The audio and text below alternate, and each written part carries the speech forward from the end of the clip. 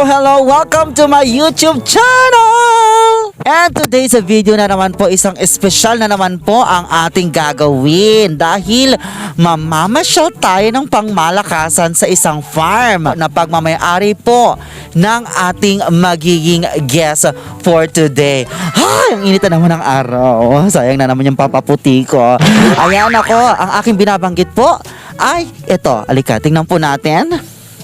Ayan. Ayan. Magiging panauhin po natin ngayon si Doc Jerry Ajerico Bautista Rosario. Ayan, ng 4th District of Pangasinan.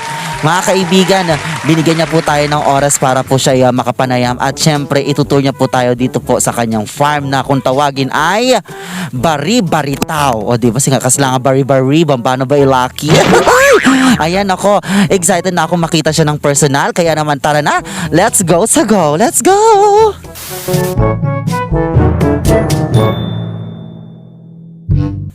Oh my God! Doc, hello! Ayan, nako. Kumusta? Kamusta po? Ayan, na-istorbo na naman natin si Doc Jerry. Ayan, anyway, ladies and gentlemen, it's an honor for me to introduce you our guest for today, Doc Jerry. Ayan, Doc Jerry, kamusta po muna natin ang mga fans natin? Hello. Magandang araw sa inyong lahat. Ayan, nako, kamusta naman po dito sa ating farm? Welcome to, ang tawag ko dito, Idapanga, Bari-Baritaw. Ayan. Parang a play of words sa Bari-Bari, tsaka si Baritaw naman yung pangalan ng barangay. Humingi kami ng oras sa kanya para naman itour niya tayo dito sa kanyang farms na Bari-Baritaw. Okay, so, Doc, tara na. Okay, let's go. Ayan, kada dadaanan natin, ikwento nyo sa amin kung anong mga significance, kung ano pong meron. Yes, bale ito, this is a working farm, no? Kasi talagang this is a regular farm. Ito, we started with calamansi plantation before, tapos naglay kami ng mga mango trees in between. Tapos dati, 20 years ago, when I was starting to practice dito sa Pangasinan, naisip ko rin magtanim ng mga mahogany trees. Ito yon. So these are more than 20 years old na, itong mga mahogany trees. 20 years na to, Doc? Yes, oo. Bari. Kaya what you see here, yung mga mango trees, more than 20 years old na rin, pero yung gustong-gusto ko tingnan dito, yung mga mahogany trees na lining itong ginawa naming makeshift na daan. Ayan, no? bukod po sa mahogany, ano pa po mga tinanim nyo dito? Bale, ito, makikita mo, ito mga bagong tanim namin, ito yung mga avocado, yung Hass variety. Ito very popular to doon sa Las Vegas, sa US, no? Na mga variety ng avocado, no? Hass avocado. Very popular yan. You can search it. Tapos over there, meron kami mga kakao. Kakao. Okay, Oo, talaga. mga kakao. Bali, nag-start kami ng mga kakao dyan. Tapos in between, may mga banana. Meron din kaming mga chico na sa bandaroon. Ayan, pero ang dami mostly, niyang tanim, ha? ang tanim dito, kakao. Itong avocado yung recent. Ito, may mga guava rin dyan eh. In between the other trees, no? Kayo po mismo nagtatanim niyan? Karamihan. Ito, kami mismo nagtanim nitong mga mahogany dati nung wala pa akong ginagawa. Sabihan na siguro meron kayong green thumb. Kasi nakakabuhay kayo ng halaman tsaka mga puno. Ito rin nakakabuhay ako ng halaman, tsaka nakapagparami ako ng hayop. Kaya makikita mo rito, may mga hayop din tayo, may mga ganso.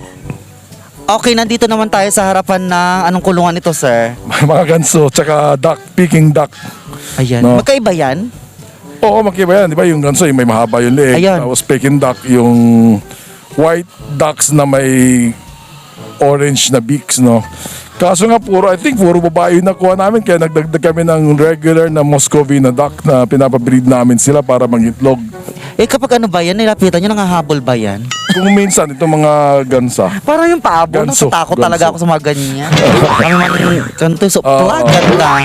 And ako, dako naman tayo sa iba pang part po ng farm Tapos, nyo. dati may nagbigay sa akin ng mga fighting cocks, Ayun. nag-try din ako mag-breed, kaya may makikita ka in between ng mga trees, may mga fighting cocks, no? Ay, bantay. Hindi naman kami nagsasabong, pero maganda rin silang alagaan, tsaka maganda rin tignan.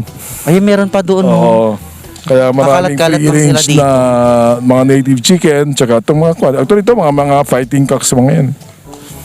Kaya yan, may mga mangga. Tapos meron din tayong, ito yung parang small na hut natin dito sa farm. Kasi ang hirap din pag wala kang mahihintuan para magkape, Opo. magluto, pag may mga bisita, at least meron na kaming area. Ayan. Tapos over there sa bandang kanan, doon yung mga tupa. Ito yung enclosure ng mga karnero natin, no? Kasi nagsimula ito, dati may nagkasakit dyan sa kapitbahay, binenta nila yung karnero nila sa akin, kaya talaga namin, Ito. pinarami. Mas marami sila dati, kaya lang kuminsan may mga namamatay kasi nag-aaway, kuminsan may mga pinaparte. Ay, ganun. Meron, bardagulan sila. Talagang nag-aaway, patayan. Lakas nila magbuno, no? Kaya kuminsan nagkakaroon ng internal injuries, humihina rin yung mga nakakaaway ng yung male na tupa, na karnero. Nag-umpisa po kayo sa ilang ganito po? Nag-start ako Karnero. sa 4, no? Apat, and then? 2 pair, tapos nagparami ako, siguro umabot ako ng mga 15, kaya lang kuminsan may mga pinaparte nga, kuminsan may mga nagkakasakit na mamatay. Yan. Kaya as of now, siguro mga 8 ito. Tatanungin ko sana anong kagandahan yung pala pwede pala siyang kainin, no? Oh yes, so lahat dito, working farm nga ito lahat ng binire-raise namin dito kung pwede yung mga makakain. Diyos ko. Kaya nga very helpful ang mga to nung pandemic kasi wala kang mabili, at least meron kang pwedeng i-stock sa freezer. Correct. Buti na naging tao ako nung hindi ako naging karnero. Hindi kinain na ako, no?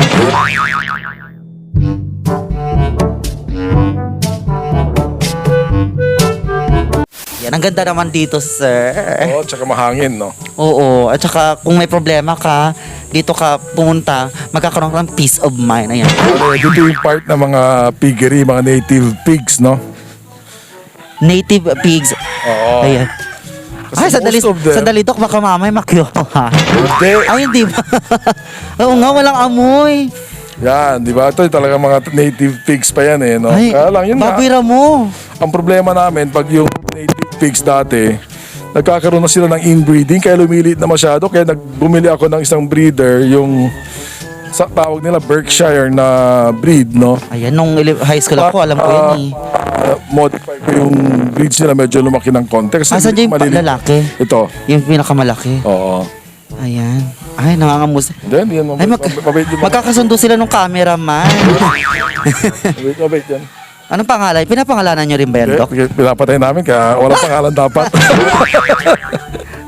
Babira mo to, di ba, Dok? Oo, parang yan yung, hindi naman pure, kaya lang mataas pa yung percentage ng kanya. Babera mo. Oo. Ito yung mga biik, medyo mixed na yan kasi yung male namin, kwan na yan parang Berkshire na Organic talaga kasi darak lang kami.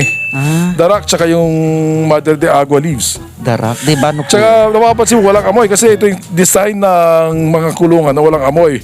Mga 3 feet na rice husk, tapos may paliguan sila doon. No? Kusa na lang sila pumupunta. Pupunta na lang sila doon. Medyo kumonti na nga yung rice husk dito, kailan magdagdag. No? Kaya wala masyadong amoy kasi by nature, doon naman sila dapat pupunta, naliligo sila on their own Oo nga, kasi nga kahit na naka-face mask ka talagang lulusot di yung amoy, ko- pero wala akong naamoy. hindi ka naamoy. Swear. Ayan, ito, Ito, medyo may mixed yan kasi batik-batik. may nagregalo sa amin kasi may binigyan kami dati, nagbumalik siya, binalik nila. Para Hindi na yung pure na black na nandito sa farm. para rin silang dog kapag nakakita ng tao, may nag-wiggle-wiggle din sa. Ito, mga avocado, kamyas, piyas. Siyempre, dapat lang nang ilulutuin mo. Meron ka ng mga harvest para di ka nabibili sa tindahan. Oo nga. Ay. Meron ka mga sili, gano'n. Latest addition to kasi yung mga kaibigan natin na rabbit breeders, nagbigay sila sa akin ng mga several rabbits, kaya nagre-raise kami ng free range na rabbits, no.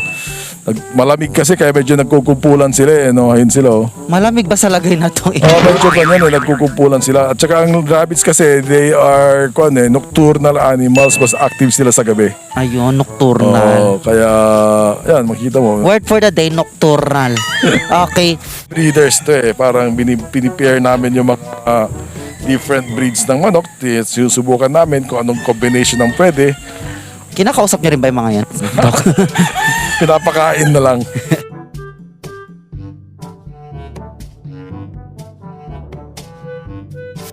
Tapos dito, mostly mga trees na dito. Yung Kailangan mo talaga pag nagpunta ka dito, bari-bari ka mo, tawag ka na bambano. kalanti. Tapos sa likod kasi ng farm, may mga vegetable na na plants, no?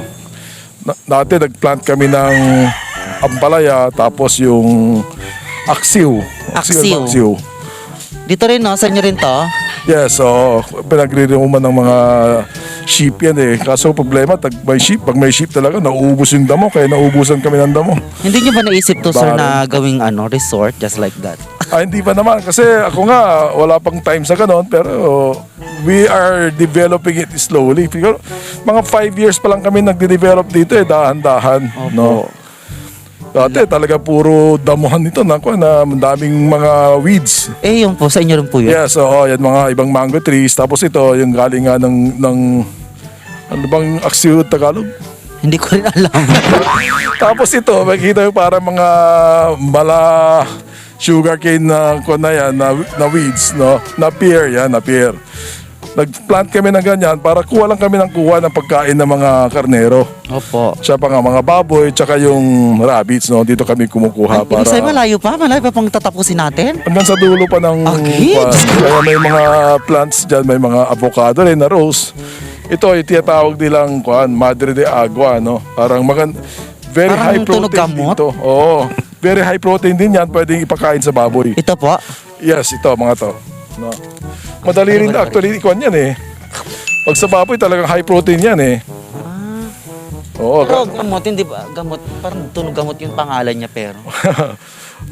May scientific name yun eh. Pero dito yung mga corn plantation, kaya lang medyo kaaani lang, kaya wala na siyang laman. Oo nga, sayang. Hanggang Didekot dyan yung sana property. ako.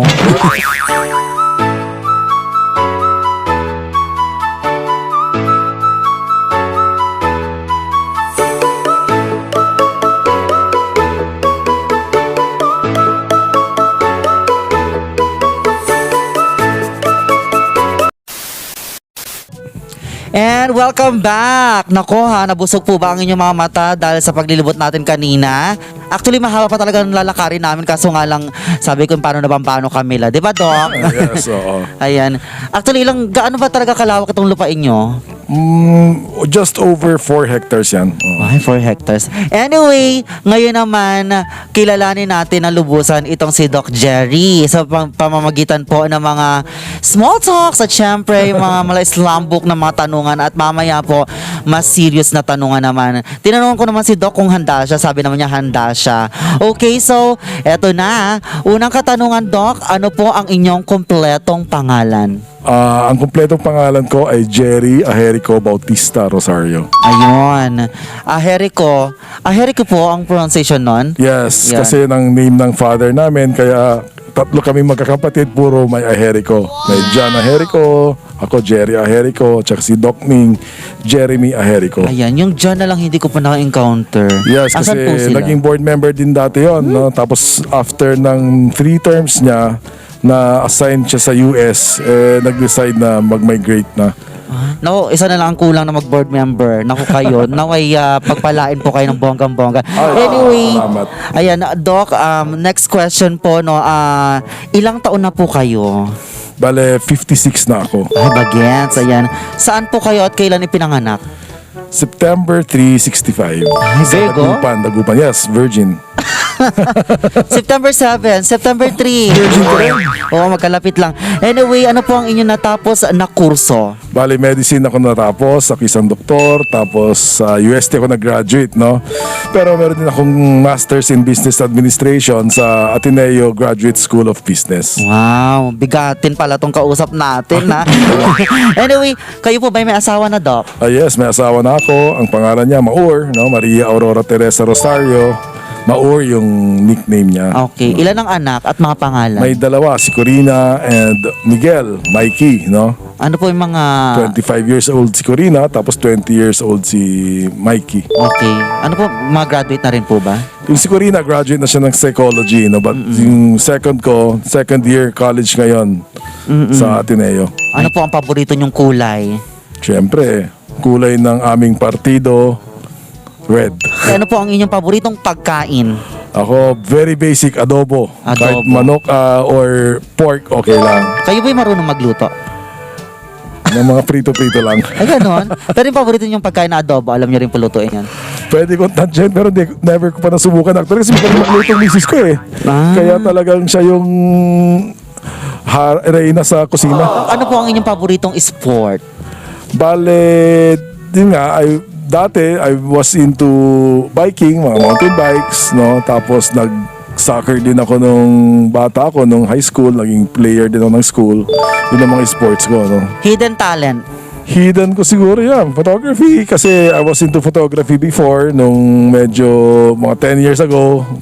Favorite part ko ng photography, mga portrait, tsaka street, no? Kasi maganda yung street photography pag nagka-travel ka. Correct. Ayan. Pahingi po ng sample para ipakita ko sa Facebook. Yeah, sure. Papakita ko sa vlog natin. Anyway, Doc, ayan. Ano po ang ugali po or mannerism ninyo? Actually, basically, I'm a quiet person. Gaya nito, I enjoy yung lugar na to kasi tahimik lang, walang masyadong tao. Tapos siguro, for a politician, medyo iba ko kasi talagang very few close friends, no? Ang naging ang buhay ko. Ngayon lang talaga dumadami kasi syempre marami ka nakikilala. Opo. But ako, I tend to keep my old friends, no? In fact, yung mga best friends ko pa rin ngayon, siguro yung best friend ko ng high school. Oo, tsaka elementary, yun pa rin yung mga nakakasama ko. Doc, ano po ang inyong most unforgettable experience sa buhay? Yung iba kasi X-rated. Hindi. Ang most unforgettable ko yung syempre, alam mo nung bata kami, kasama ko yung mga kapatid kong isa, si John. Merong Easter Sunday na kami yung mga acolytes, mga nag-serve sa simbahan. Meron yung time na na-hold up tong Manawag church na nandun kami. Andun ko yung time Kaya, syempre matagal na. Kasi grade 4 pa lang ako. Pero one of the most unforgettable sa amin yon. Ayan. Yung kinold up nila yung simbahan, pinapunta kami sa taas, natulog na lang. Wala namang nangyari, no? Wala namang nasaktan, pero pinatulog kami. No? Until morning na doon sa simbahan. Ayan, ayusin ko lang. Kasi presko dito, kaya ganun talaga. Pati tarpaulin natin. Ayan, ako, nalaman natin ang kanyang makasagutan sa ating malaislambok na tanungan. Ngayon naman, tatanungin natin si Doc tungkol sa mga mas seryosong bagay, okay? Ang tanong ngayon, Doc Jerry, mas handa ka na ba? Handa na po. Bakit po ninyo napiling tumakbo bilang board member sa 4th District? Yung pagtakbo kasi kuminsan hindi naman hinahanap yan. Ako iniimbita kasi tumatakbo yung kapatid ko na mayor, nakasalukuyang board member. Ako ang parang gustong magpatuloy ng kanya mga programa. Ako naman hindi ko hinahanap yan, no? Kasi talaga nananahimik ako naka-practice. Kasi sabi ko parate, pag tinanong ako 2 years ago ng tanong kung may plano akong magpolitika, ang sagot ko noon, resounding no. Kaso nga, ano ba nangyari the past 2 years? Nagkaroon tayo ng pandemya, no? Malaking epekto sa atin, malaking epekto hindi lang sa aming mga doktor, pero pati sa mga ngalakal, sa mga estudyante, lahat huminto. Kaya naisip ko, ang pinakamalaking hamon ngayon ay yung pagharap natin sa pandemya, isang problema na pangkalusugan. Kaya siguro may ambag ang isang doktor na may eksperyensya sa pribado tsaka sa pampublikong ospital, sa klase ng education na diyanan ko, may management degree ako dito sa pag-ayos ng ating bayan sa pag-transition natin from pandemic back to normal, no? Doc, sa kasalukuyan po ninyong trabaho or mga naging experience, paano nyo po ito magagamit kung sakaling kayo po ay palarin na maluklok sa pwesto sa pagka-board member? Yes, as I said, ang problema ngayon ay problemang pangkalusugan. No? Being a doctor, siguro may natural edge ako kung paano gagawin natin, tinatakbuhan natin is board member, no? Tagagawa ng mga ordinances yan, ng mga local laws. No? Kaya tingin ko dahil sa pagiging doktor ko, mas aware ako sa mga problema sa mga ospital, problema ng pasyente, problema sa pag-deliver ng healthcare. Kaya, at saka may additional background ako sa management, meron din akong idea at saka meron akong nalalaman kung paano mag-allot ng proper amount of resources dyan sa mga proyekto na yan. Meron ba kayong mga specificong plano or plataforma para po sa 4th District?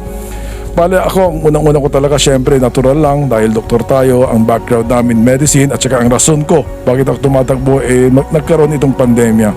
Ang unang-una kong gagawin, no, pag ako pinalad, isi-check ko muna lahat ng mga pampublikong buildings, particularly mga hospitals, na dapat safe sila, no, safe sila sa mga bagong diseases. Gaya ngayon, nabigla tayo, airborne diseases pala, ang airborne pala ang transmission nitong COVID.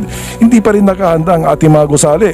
Pinapabalik na natin, gusto natin bumalik yung mga estudyante sa schools. May ginagawa na ba ang gobyerno para masigurado na yung kanilang mga classrooms ay well ventilated? Kasi yun ang requirement na para hindi magkaroon ng hawaan. Dapat yung air exchange, yung ventilation ng isang gusali, isang kwarto, dapat maganda para hindi ho nagkakahawaan kung meron mang sakit na pumasok sa mga estudyante at saka sa mga pampublikong buildings. Dapat well ventilated, then may tamang air exchange, no? Kasi nang talagang mode of transmission ng mga bagong sakit na to. Sino po ang iniidolo nyo pagdating sa public service? Kung meron po sa lokal, sino? Kung meron man po sa national, sino po? I think kasi nakita ko kasi yung state of our hospitals mula nung nagsusumala akong mag-practice hanggang ngayon. Ang napakagandang nagawa talaga, kahit na sabihin nilang medyo biased ang aking pananaw, ay yung ginawa ng ating mahal na dating gobernador na Espino. Alam mo, from very dark hospitals to very efficiently managed hospitals, pati yung mga community hospitals ngayon talagang naka-aircon na sila. Dati talagang init-init, walang services ang ating mga hospital. Napabayaan talaga ng mga nakarang mga administrations, pero nung pumasok ang mga Espino, gumanda ho talaga. Makikita mo naman I'm sure nakikita mo yun, Pangga, yung mga improvements ng provincial hospital, nakaka-offer na sila ng dialysis, maganda na yung mga kwarto, malinis yung mga operating rooms. Dati talagang ang pangit talaga ng situation ng mga hospitals. Kaya yun, tingin ko napakalaking nagawa ng ama, tapos maganda syempre, nagpatuloy, pinaganda lalo ng kasalukuyang gobernador natin na si Pogi Espino. Doc, ano po ang particular ng grupo ng pamayanan ang nais niyong tutukan kapag kayo pa ipinalad na manalo bilang board member po ng 4th District? Wala naman akong very specific, no? Kaya pag titignan mo yung aking background, syempre marami akong encounters sa mga may sakit, lalong-lalo na mga senior citizens. Ang aking work background din, na-involve ako sa mga handicaps, mga may problema sa pandinig. Kaya yun ang aking mga, at least for now, yung aking immediate na pwede kong pagtuunan ng pansin. Kasi wala naman talagang programa pa ang provincial government para sa mga handicap, lalo-lalo yung mga handicaps na involving hearing, no? Meron, di mo tatanong, yung National Hearing Screening Program, isa ako sa mga unang opisyal, unang doktor na nakilahok doon sa pagkonsepto ng programa, no? Kaya ngayon, gusto kong ituloy yon, ma-identify ng maaga yung lalo yung mga bata na may problema sa pandinig para maagapan. Kasi ang iisipin mo, isa sa pinaka-effective, no, magandang return financially dun sa may mga kapansanan, yung mabigyan mo ng better hearing yung hindi nakakarinig, no? Kaya immediately yun ang aking pwedeng gawin kasi yun ang aking background. Pero syempre meron din akong gustong ibang gawin kasi napapansin ko yung mga senior citizens, wala silang ang playgrounds natin wala masyadong para sa senior citizens, no? Dapat meron mga occupational therapy exercises yung mga senior citizens sa ating mga parks, no? Simple lang yan. Pag makikita mo sa Singapore, talaga may mga pwedeng ikot-ikutin lang nila para may exercise yung ating mga matatanda. Dapat iumpisahan na rin yon sa ating bayan, no? Ano po ang edge nyo po sa mga makakatunggalin nyo po sa pwesto? Unang-una, ilan po kayo maglalaban? Kung Ako, sa board member po, ang nag-file sa aking pagkakaalam is 10. 10! Ayan. Marami, no? Oo. Okay, sa 10 yan, pang 10 kayo. Doc, ano pong edge nyo or parang meron kayo na hindi nila makikita sa iba? Siyempre, alam mo naman tayo, tumatakbo tayo hindi dahil sa pwesto, dahil dun sa alam natin may trabaho tayong kailangan gawin.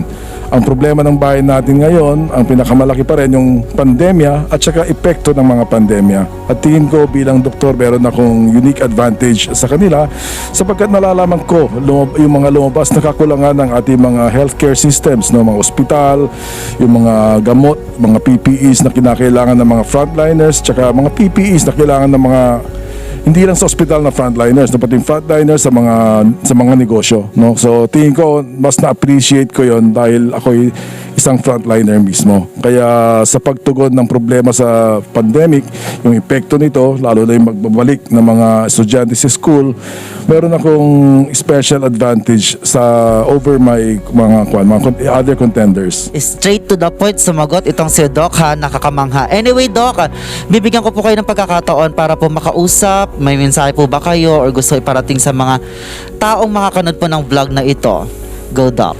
Magandang hapon, magandang araw po sa inyong lahat, no? Alam ho ninyo, ang pagpili po ng ating mga kandidato, sa aking pananaw, dapat pumipili tayo ng kandidato na pwede natin gamitin sa mga problemang hinaharap natin, no? Hindi ho yung sila ang gagamit sa atin. Ang problema po ng bayan ay mostly, ang malaking problema ng ating bayan ay yung problema ng pandemya, epekto ng pandemya, epekto sa kalusugan. Kaya nandito po si Doc Jerry na nagsasubmit ng aking mga credentials po sa inyo para ma-compare nyo sa iba. Hindi ko sinasabi na akong pinakamagaling, pero sa kasalukuyan na mga hinaharap na mga suliranin, ay makikita rin po ninyo na may lugar ang isang doktor na may background katulad ni Dr. Jerry, may mga trabaho na posisyon na handle, tsaka may mga edukasyon na pinagdaanan. At siguro sa aking pananaw, may lugar ang isang doktor na manager din sa hinaharap po natin dito sa ating nagaganap na pandemya. Maraming salamat po, Doc Jerry Ahirico Bautista Rosario. Palakpakan naman thank you. dyan. Okay? Ayan ako, maraming salamat po, Doc. Thank you. Ayan, dahil binigyan mo kami ng oras. Ayan, dahil alam kong busy kayong tao sa hospital man at saka sa nangyayari ngayong Kampanya. Kaya ayan. nga, oo. Oo. So maraming salamat po at and of course, kung kayo po ay bago pa lamang sa ating YouTube channel, abay, don't forget to subscribe, ipindutin mo na ang bell at piliin mo ang all para lagi kang ma-notify. I-like mo na rin at mag-comment ka na, share mo na ng bonggang-bongga. Again, nakasama po natin Honorable Doc Jerry Ahirico Bautista Rosario. Kailangan talagang tignan doon. Ayan, maraming salamat po. Thank you very much at sana stay safe everyone. Hindi pa po tapos ang pandemya. Mag-ingat pa rin po tayo. Bye-bye. Bye-bye.